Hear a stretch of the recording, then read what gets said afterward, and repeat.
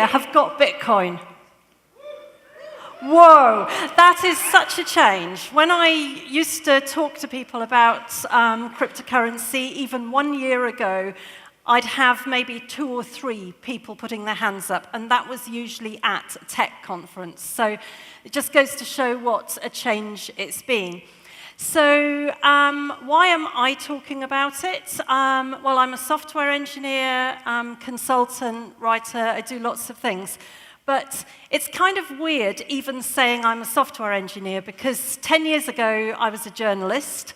I programmed as a hobby. So I was a journalist for 20 years. I was on the Times and Sunday Times for 10 of those. Before that, I was a music journalist and worked on glossy magazines, and now I'm a software engineer. That's kind of like a story in itself, but for another time. And I'll tell you as we go on how the whole crypto thing happened. But why is it so important? I believe, along with a lot of other borderline crazy people, that this is pretty much like where the internet was in the 90s. And if everybody thinks back, anyone here who's old enough thinks back to a time before the internet and what it was like, things were pretty different. So I'm going to take you on a really quick journey through what this potentially means for our lives, for good and for bad, because there are positives and negatives associated with it. So it's all about trust, really. We trust the people around us, and if you think about it, urbanization is a really, really recent phenomenon. People used to live in villages where everyone knew each other, and where peer pressure meant that you couldn't defraud your neighbor because everyone knew who you were, and there would be pretty rough justice following on from that. Obviously, these days, it doesn't work. There's more than 6 billion people in the world, and this is why we rely on governments, big corporates, to kind of hold our information so that we can prove who we are, and we can channel things like money through them. And money is a really, really, really important subject, not just because we'd basically be dead if we didn't have a means of exchange that worked, but because the concept of money is such a strange thing for people to grasp. You know, people talk about the pound in your pocket, or the euro, or the dollar, or whatever, but I guess there's been enough in the media that people here kind of understand the principle that money is not money. It's a promise to pay something of equivalent value. So over time and over different places in the world, different systems have sprung up which allow people to use really strange things as money. And about 20, 30 years ago, I heard about the Yap Stones. And this is the most bizarre story, but it's probably the best low-tech explanation of how trust and money work together. So in Micronesia, on this small island of Yap, people used stones as money. And there's nothing particularly significant about using stones as money. Lots of people do that. But they used large boulders of various sizes, which you can't exactly roll it down to the corner shop and swap it for some oats or whatever. So what they did was each family owned a certain stone or a certain number of stones, and they verbally passed down through the generations the ledger of transactions that occurred. So you might have family A paid a dowry to family B, and they would then own a percentage of family A's boulder. But the most fascinating thing happened when one of these stones was being transported from one island to the main island. The canoe that it was traveling in sank to the bottom of the sea, never to be seen again. Yet, because everybody knew that the stone was there at the bottom of the sea, they carried on using it for trading. And in a way, that's almost like the beginning of the fiat money system, because they weren't exchanging something physical. This thing was it was physical, but it was at the bottom of the sea. And they just went along orally recording transactions. And that's where I come onto Bitcoin. Now, everybody, the one thing everyone wants to know about Bitcoin is the price. Well, I haven't included the price in the slides, partly for logistics reasons, because Julian wanted these slides early, and every time I've tried to put the current Bitcoin price in a slide, it's been out of date by the time I've shown it. How many people here know the story of the Bitcoin pizza? Handful of people. Okay, so on May the 22nd, I, along with various other nerdy people, will be getting together to eat pizza, preferably bought, if not with Bitcoin, because the transaction fees are too high, with some other cryptocurrency.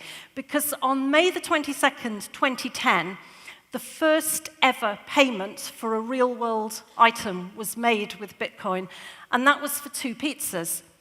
And at the time, the pizzas from Papa John's came to the princely sum of $20. These days, those pizzas would cost $92 million. So the Bitcoin Pizza Index is actually a thing. It started as a kind of jokey thing, but it's just an illustration of the way that something that just was the obsession of a few mathematicians and cryptographers became this thing that people exchange all over the world today, along with about 2,000 other cryptocurrencies. And this is kind of where I come into the picture, really, because I read about Bitcoin in 2011, didn't do anything about it, really wish I had. But in 2013, I was working on a tech project with my friend Bruce, who's actually here tonight, and another friend of ours called Chris. And we thought it would just be really interesting to start trading. How wrong could we be? We looked at the price of Bitcoin and thought, we've missed the boat. We're not going to trade with this. So we started trading other cryptocurrencies, and just a couple of £100 at a time. All these kind of weird and strange coins that have long since disappeared. So we were busily trading away, and I thought it would be a good idea, because it was very difficult to keep track of all the prices of these things, to build a portfolio tracker which would pull the value off the exchanges and show you how much you had at any moment. And it was quite fun watching it go up, usually go down, or go up, you'd feel rich for a day, and then it would go like that, and you'd be really depressed. So Bruce and I built this web application, countmycrypto.com, and that weirdly changed my life in a way that I didn't expect it to. It's because I started tweeting about it, and crypto Twitter is like an intensely interesting, sometimes completely dysfunctional, but very lovable space. And all of a sudden, lots and lots of other people started using this application, and I started talking to people, and Bruce and I were a bit overcome with looking at our Google Analytics and seeing all this happening. And I started getting into arguments in the middle of the night with teenage boys on Twitter, and people would say, can you add this coin, can you add that coin? And they all called me homie or sir, which was a bit disconcerting, but I grew to quite like it. And that indirectly led to me setting up London Women in Bitcoin in 2014 with a friend of mine. So anyone who wants to come along to our meetups, obviously do so. So why is Bitcoin so important, and how does it work? This is strictly a non-technical explanation. So if there are any developers and engineers in the audience, don't shoot me. It's a really, really high-level explanation. So say you are the treasurer of a village bowls society, I don't know, a chess club, anything. You say you're going to collect a certain amount of money from people every month, and you keep all their details in an Excel spreadsheet in your house, and you keep the money. And then if something goes wrong, you have to know that the treasurer or secretary of your club is really, really, really trustworthy, because all the information is in one place. They might delete the spreadsheet, recreate it with completely different numbers. They might give some people's money to their friends. You have to trust those people. But suddenly think about how different it would be even using a Google spreadsheet, because everybody can see this. And okay, so there's no history or no kind of immutable history, but everybody can see all these transactions on their own computers at once. And that, with a hell of a lot of clever maths added in, is what cryptocurrencies are. They give people the ability to see transactions being made between people. That's why I always laugh when people trot out the line that Bitcoin is bad because it's anonymous. Actually, it's one of the least anonymous things that you can have. You can set up an account and send people money without it being tied to your real-life ID, like a bank account. But you can usually be traced because there's a point at which you have to exchange it for fiat currency, usually in a point when it comes out again. And all the intelligence agencies have got people all over it doing all sorts of smart forensics. So smart criminals don't use Bitcoin. That is a complete myth. So you've got this thing, which is truly global. You can make a payment to anyone in the world more or less straight away using cryptocurrencies for very little money. This was not true for a little while last year when fees shot up. And I'm going to break my own rule now. I'm going to talk about Ethereum, which is another cryptocurrency out of the 2,000 or so there. And last year, there was a game launched at the end of the year, and it's received wisdom among anyone talking about cryptocurrencies. Don't mention CryptoKitties till the end of the talk, because it's an incredibly viral, addictive cat breeding on the blockchain game. And it was almost comical, because one of the big problems with cryptocurrencies and blockchains in general is they don't scale amazingly well. So all these people breeding cats actually delayed significant business transactions of millions of dollars, and people were tearing their hair out because the whole network was congested with these cute cartoon cats. And the trade press was just going absolutely crazy about it. But yeah, probably don't start looking at CryptoKitties now. You'll enter a kind of vortex that you'll never get out of. So obviously, cryptocurrencies are super, super interesting for transferring money without the infrastructure. And one of the big problems for the future is that big corporations see this as their chance to cut costs while retaining the old business models. Whereas, in fact, we have the potential, a bit like BitTorrent changed things in terms of peer-to-peer consumption. We can now do peer-to-peer transactions that exclude these big corporations if people think creatively enough. And the interesting thing is that we have these systems that act completely peer-to-peer. If I pull out my phone and I use my Bitcoin wallet, I can send a payment to the other side of the world without going through a bank instantly. But it's not just money. There are loads and loads and loads of instances where people, companies, countries don't trust each other. So the idea of having a great big shared ledger where people can see proof that things happened on a particular date is hugely significant. Without getting into the architectural details, the way it works is each little group of transactions, a little bit like a group of paper transactions that are bundled up together and sealed and put in a drawer with other bundles of transactions. They're linked together mathematically so that you can't rewrite the history of all these transactions without spending loads and loads of money, basically. So in terms of things like supply chains and transport, this is hugely significant because your average container ship that comes from China to Europe can generate as much as 2 kilograms of paperwork and tie up hundreds of people in loads of different countries signing things off. They might these days be signing some of it off electronically, but they're doing this because the company that's selling the goods to another company doesn't necessarily trust that company. The governments don't trust the companies that they're not shipping illegal goods. And also, countries don't trust each other. One country might be in a state of sort of war or diplomatic impasse with another country and not want to accept its goods. So you've got all these things that relate to trust, which can be theoretically overcome by allowing everyone who's interested to look at this shared ledger. And also, the Internet of Things, there are literally going to be billions of connected devices. But how do you make sure that these are consuming legitimate data? It's a real headache. And data, people talk about data as the oil of the future.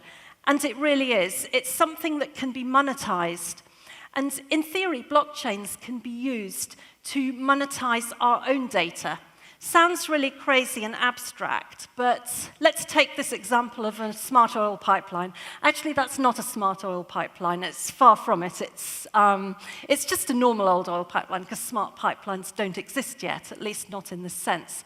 The way oil's traded these days, people decide, they use programs to help them decide, is there a war in this place, what's the weather like here, and they route different amounts of oil to different places in the world. What if your weather station in your garden could prove it was a legitimate source of data to show what the weather was like where you are? And micropayments could be paid into your account with no fees, something that just isn't possible internationally within the banking system. This idea of having publicly verifiable data on public blockchains is a really, really interesting theoretical thing. But the main problem is it's a really overhyped term, and people use it for all the wrong things. So it's more or less like it was in the internet in the 90s, when there were these visionary people saying, one day we'll be able to have movies on the internet. Hell, maybe one day we'll be able to have pictures on the internet. And all there was dial-up modem that you couldn't use when someone in your house was on the phone and a few lines of text. And people now who say, yes, but you can't do this with this technology, it's pretty much like it was then. I lived through the early days of the internet, and living through this now, it feels like very much the same kind of thing. And it also feels like it's got the potential to be a force for good. This word, decentralization, Kanye West, last night, tweeted decentralize.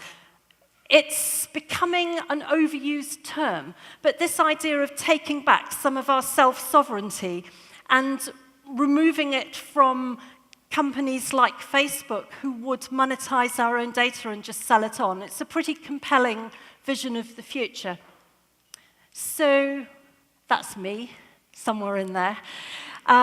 We need to think a lot about identity and what our data is, how it's stored, and what we do with it. And how can blockchains help with this?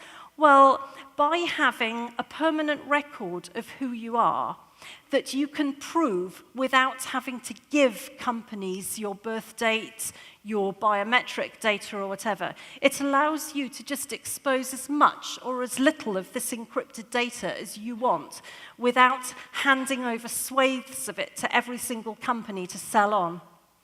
But, of course, there's a huge, huge downside to all this. Blockchains, by nature, you cannot delete anything from them.